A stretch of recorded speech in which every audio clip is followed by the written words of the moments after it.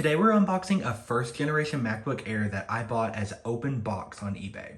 So it includes the original box and all of the accessories. I'm really excited to get this open because this laptop absolutely revolutionized the whole industry. The packaging definitely could have been better. It's pretty much just the box in this padded envelope.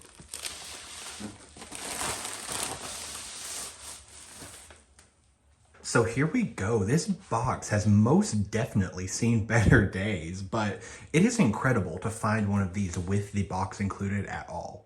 I believe this was really the first box of its kind. You know, MacBook Pros and the regular MacBook at the time were using like a fold out style box, but this one uses a really familiar box design to what we're used to today. So let's go ahead and pull this top off. Okay, we've got some foam in the top of this box to protect the MacBook Air, and looks like it is in its original plastic. I mean, I wouldn't say necessarily open box. I mean, it looks like it's been like touched at least. Yeah, it looks like these feet have a little bit of wear on them maybe. Looks like the charger extension here has definitely never been used. As far as the actual MagSafe adapter itself, you know, it's not in bad shape, but you know, you can tell it's been used.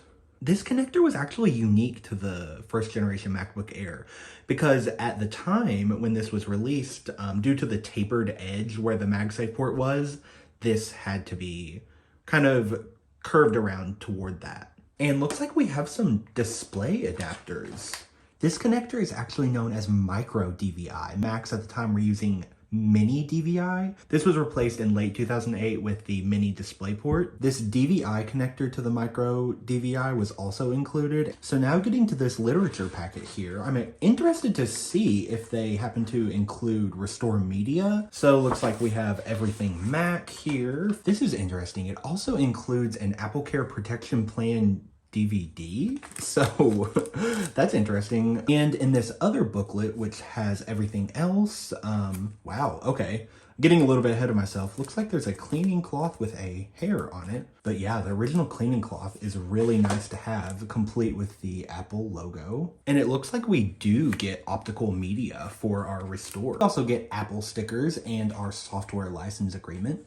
And yes, it looks like for installing macOS 10 with those included disks, they're instructing you about different ways you can do it, one of which is with remote disk. And they also include instructions for using the external MacBook Air SuperDrive that was an optional accessory. And here is what information is on the back of the box. We do have the computer specs. So unfortunately, this is the base model that was offered with the actually 4200 RPM 80 gigabyte, notoriously the iPod hard drive. So upon closer inspection of this MacBook, I do see a little bit of a dent here and also in this back corner, if you can notice there.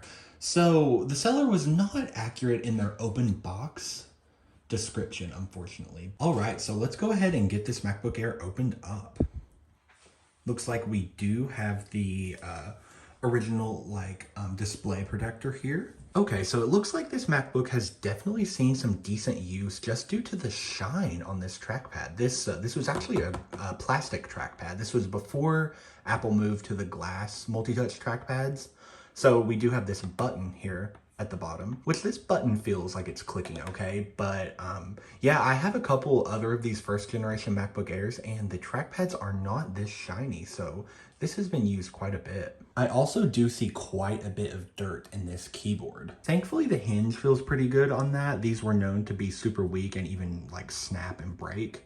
Now the seller did mention that this MacBook had a working battery, so let's go ahead and press the power button and see if it's got any charge.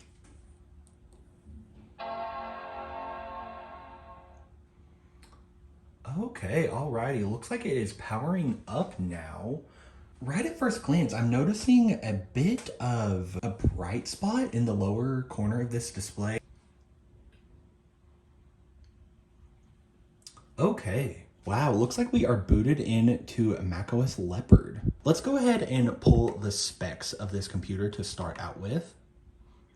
Okay, so yeah, it has the base model 1.6 gigahertz Intel Core 2 Duo and 2 gigabytes of soldered DDR2 memory. Let's also pull up System Profiler to check out that battery health. And okay, looks like we only have 7 battery cycles here with a good health report. Let's pull up System Preferences here and check out the wallpaper selection. Of course, the default for Leopard was this nice Aurora wallpaper. We also have Apple images here. We also have plants, black and white, abstract, and some solid colors. So as I touched on before, this trackpad was really interesting because it was a first of its kind in the sense that it supported multi-touch gestures, but it was before they moved to the glass trackpad that was a complete button. So you'll see here with the tapered design of the edge of this laptop, the MagSafe port just is kind of tucked in there. So that's why this charger has the design that it does, because it can connect in here. One feature that this first generation MacBook Air retained from previous laptops is this IR receiver here. So I should be able to use my first generation Apple remote here to invoke Front Row. Okay, yes. So if you have never heard of what Front Row is, it was basically a software that would turn your Mac into like an Apple TV experience. I believe this is like an identical interface to Apple TVs of the time. But if you did have content on your Mac, this was a really fun way to view it. Another older design cue that this laptop retains is this sleep-wake indicator light here. And this was kind of nice to tell if your laptop was sleeping or if it was fully turned off. With these older devices, I always love to kind of like pull out the Apple ecosystem of the era just to kind of compare. So I pulled out the first generation iPhone here, which looks great, of course, with the original MacBook Air. And I also brought my first generation iPod Touch. And I also have my third generation iPod Nano here. Now, it's pretty crazy to think about, like, while of course all of those devices are amazing and were amazing in their era, this MacBook looks so close to the kind of MacBooks that we have today. So now I'm going to take some time and get this MacBook Air cleaned up.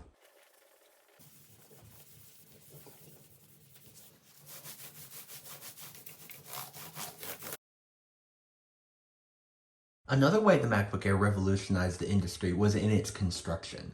So this was later known as the unibody design language because this entire top case here was milled out of one piece of aluminum.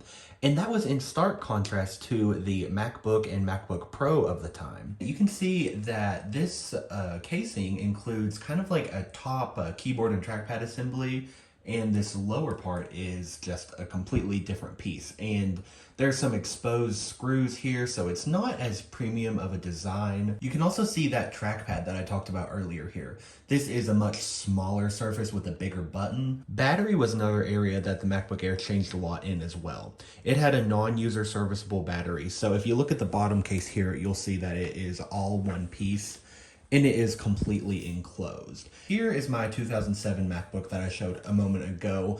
Its battery is right here, and you could simply remove this with a turn of a coin in this little latch.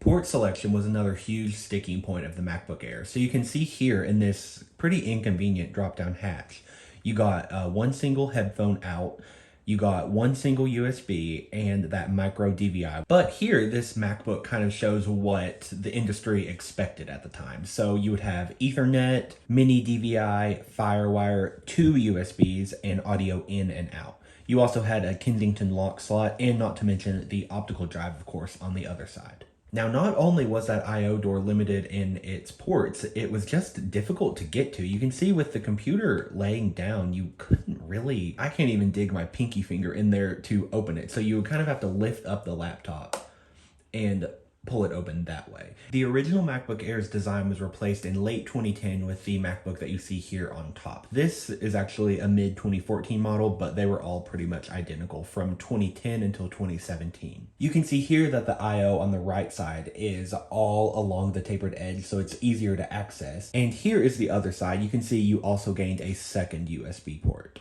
It's pretty crazy that this MacBook uses the same storage media as this iPod here. I will say though, performance on OS X Leopard and Snow Leopard on these systems is not as bad as you would think. The 2 gigabytes of RAM is enough for those operating systems. So I believe that about wraps up my take on the original MacBook Air. Was this open box as the seller had listed? No, definitely not, but it was also only $50 plus shipping, so I will not be complaining about this at all. I'm super happy to have this in my collection. Let me know what you all think about this one in the comments below. Thanks so much for watching, and I'll see you in the next one.